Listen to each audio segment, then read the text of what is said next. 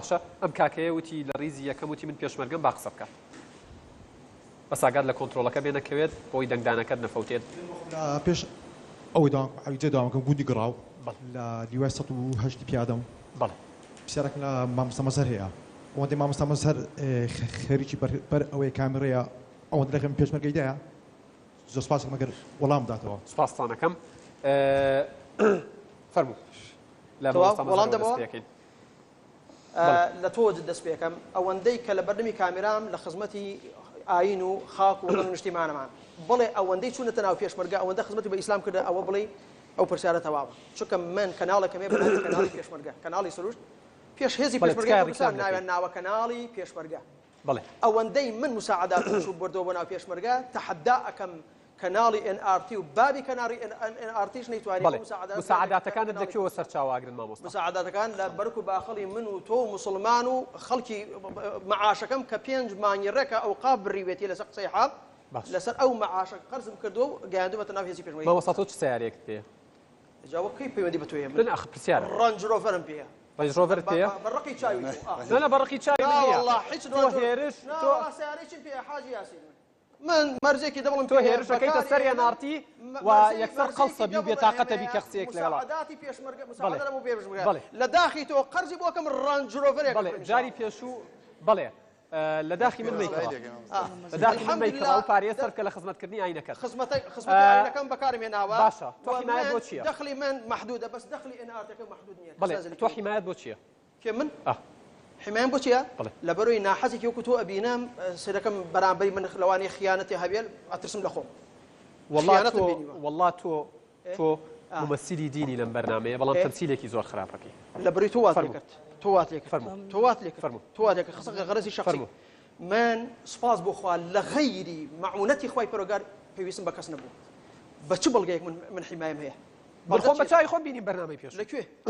لەکوێ بینی بەڕامەی ورە لە پرزگەکە چاوەڕێیە کردی قابلە بەختانت بۆ بکەین برازایەکی خۆمم هەیە لەبەرەوەی کە من جلی وەزارەتی ناوخۆی لەبەر بوو سپاس بخوا الحەمدولله من هەموو حکوومەتیانی کوردستان پێشمەرگەی تکایە باش تەکان وەکو خۆی من هەموو هێزی پێشمەرگەی کوردستان حیمایە منە بەڵێ وانیە زۆر بە ئاقارێکی غەڵەتا بردی بەڵێ وانیە زۆر بە ئاقارێکی غەڵەتە بردی تۆ برای منی ئەبیتە حیمایە منیش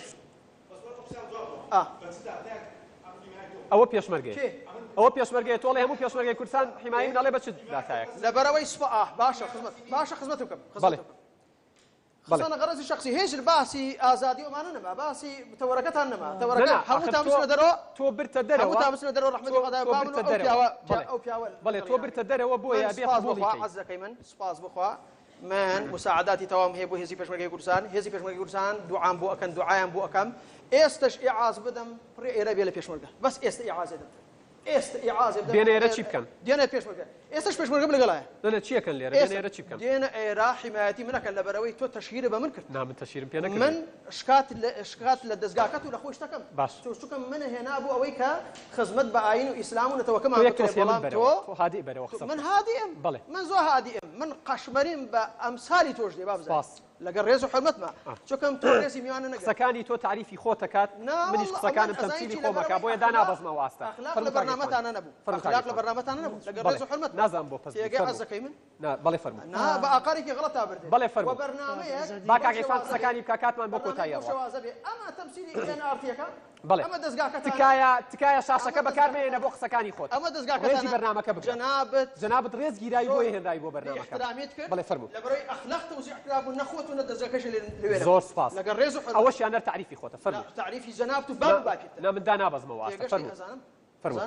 ئەکید دانابەزمەوە واستە فەرموو نا دانابەزمەوە ئاستە تێگەی من دانابەزمە ئاستی بەس هێندە پێڵێم بەس هێندە پێڵێم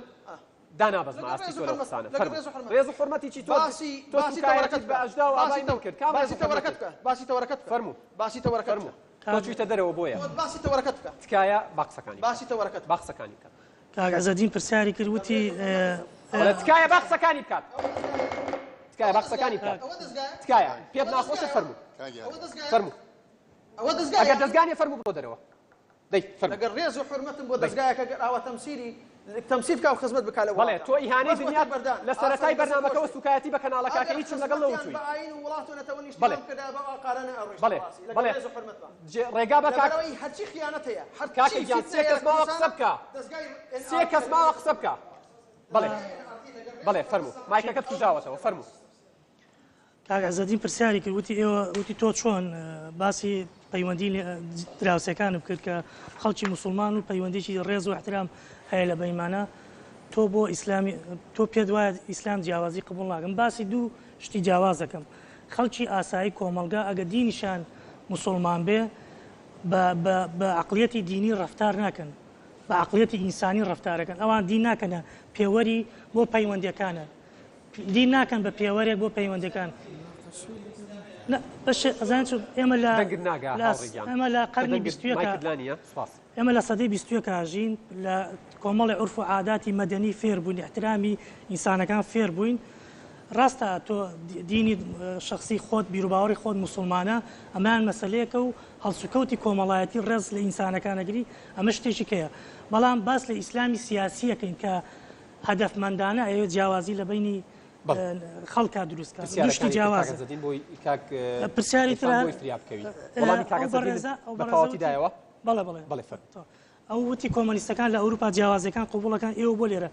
ئێمەش قوبوڵمانە ئێمە ئاڵێن دین مەسلەیەکی شخصیە ئینسانە بێ ئازاد بێ چ دینێکی هەبێت چ دینێکی نەبێ نابێ دین فەرز کرێ بەسەر هیچ ئایدۆلۆژیایەکە یعنی کۆمۆنیزم نابێ ئەفکار و بیرروباوەڕی کۆمۆنیزم بەسەر خەڵکا فەرزکەی حتا کۆمۆنیزم کە خۆم کۆمۆنیست ئینسانە بێ ئازاد بێت چ دینێکی دەکەم بۆی کاتی ئەم دوو بەڕێزش بمێنێتەوە کاک حاجی قسەکان بەڵێ دکتۆر قسە ئەگەر کاتی پرسیارە بەس کاتمان بۆ پرسیارەکان من هەر کاک ئاسۆ پرسیارێکی لە من کرد حیزبی ئیسلامی نەبووتە دابەشبوونی کۆمەلگا بەعکس جەنابەت بوونی بە ئاسۆ منس هەر کامێک مۆدیێرە ئەمجا ئیسلام شتێک نییە ینی من کاکەم ئیسلامی مۆدیێرە نییە لەوەی بەڵام تۆ هەموو عەسرێک هەموو زەمانێک طەبیعیە دینداری تازە ئەبێتەوە نەک دین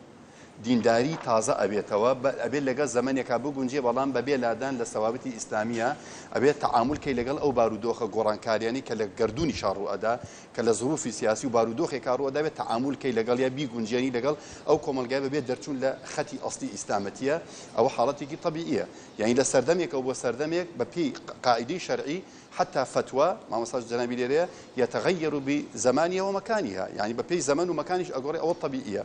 بو أمريكا يعني أو جناب تنباش زان يعني أما وكو حزب إسلامي بارجاش من سوتابي نفرش من كجرابي خلقش من جيرابي دربدلش كرابيتين ردي فعل ما نبوه أصلا أما بينا تماي أو كوا نيرين شيرازي كومالجات يكتي بس من يك نقطة أمامي بيلم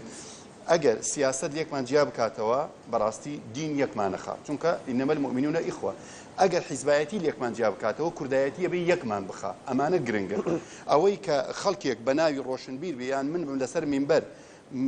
وام کرد بە تصریحێکی من بە خۆتبەیەکی من خەڵکی هەم بدەم بۆی کەسەکان تێکچن ئەبێ ئێمە ئەوان نەکەین بە قودوە ئەگەر مامۆستای ئاینیش بێ ئەگەر ڕۆشنبیرێکیش بێ ئەوەی ئێمەین ئەبێ وەکو خەڵکی نا ئەم کۆمەلگایانێنی شیرازەکە تێکچن. سپاس دەکەم کاک حاجی. دکتۆر وەڵامی پرسیارەکە دوو پرسیار وەزم سێ پرسیار هەیە دوو پرسیارن یەکیانی ئەو خاتونەیە کە دەستوری ئیسلامی مافی چی خواردەوە تا داوای عەلمانیەت بکەین ئەو باسی دەکەم ئێستا ئەوەی تر ئەو شەڕی ناوخۆ حزب ئەلمانیەکان کردیان نەک ئەوەی تر هەر ئەلمانی بۆ هێرشیان کردوتە سەر موسڵمانەکان بەڵام ئەوان هێرشیان نەکردیە هێرشی موسڵمانانیان ئەو کەسانی کە تەمسیلی دین دەکەن یان مەلایەکان بۆ سەر ئەلمانیەت هەیە نمونە ئەو تەمام مۆستا مەلا مزار ینی لە بەرنامەکە خۆی ینی پێویست ناکات دوور بچین ئەو یەک دووەم ئەو خاتونە کە پرسی ئایا ئیسلام چەند ئێمە باسی بەگشتی باسی ئەوە دەکەین چی یاسایەک بۆ خۆمان دابنێن لە دەوڵەتانی دنیا هەمووی ئێستا یعنی 20 لە سەتای وڵاتان دەستوری دینی نییە هەمووی ئەلمانیە لە دنیا هەمووی لە هەرێمی کوردستان بەم نەهجەی ئێستا کە هاتووە تا ئێستا بڕوات کێشە هەیە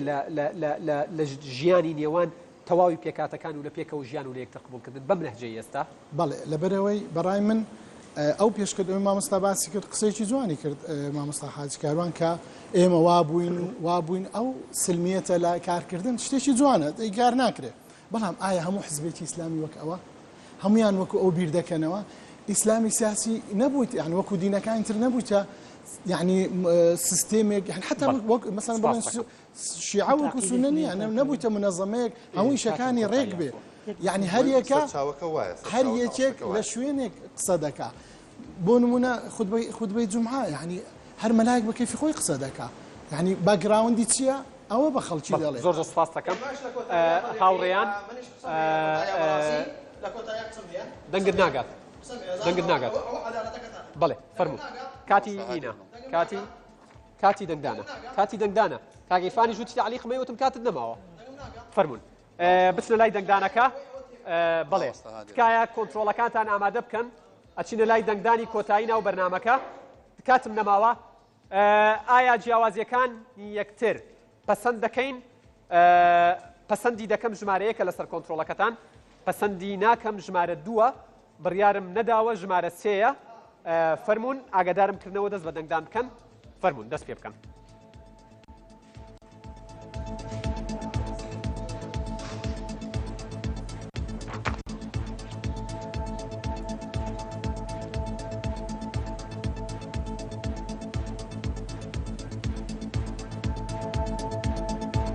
کەمتر لە 10 چرکەمان ماوە ئایا جیاوازیەکانی یەکتر پەسەند دەکەین پەسەندی دەکەم پەسەندی ناکەم بڕیارم نەداوە دەنگدانەکە کۆتایی هات وەکووە بینن لە 80% ئەو بەڕێزانەی لێرە دانیشتون کە عینەیەکی کۆمەڵگەی کوردین بە جیاوازی بیرروڕایەنەوە ئەڵێن بەڵێ جیاوازیەکانی یەکتر پەسەند دەکەین و 20% ئەڵێت پەسەندی ناکەم و 0% بڕیاری نەداوە تکایە ئەنجامی ڕاپرسی یەکەم وەکو لە ڕاپرسی یەکەما بینن 53% ئەڵێت جیاوازیەکانی یەکتر پەسەند دەکەم و 13% ئەڵێ پەسەندی ناکەم 34% بڕیاری نەداوە تکایە ئەنجامی هەردوو ڕاپرسیەکە وەکووە بینن سەبارەت بەو پرسیارەی ئایا جیاوازیەکانی یەکتر پەسەند دەکەین لە ڕاپرسی یەکەمە 53% ئەڵێت پەسەندی دەکەم لە ڕاپرسی دووهەمە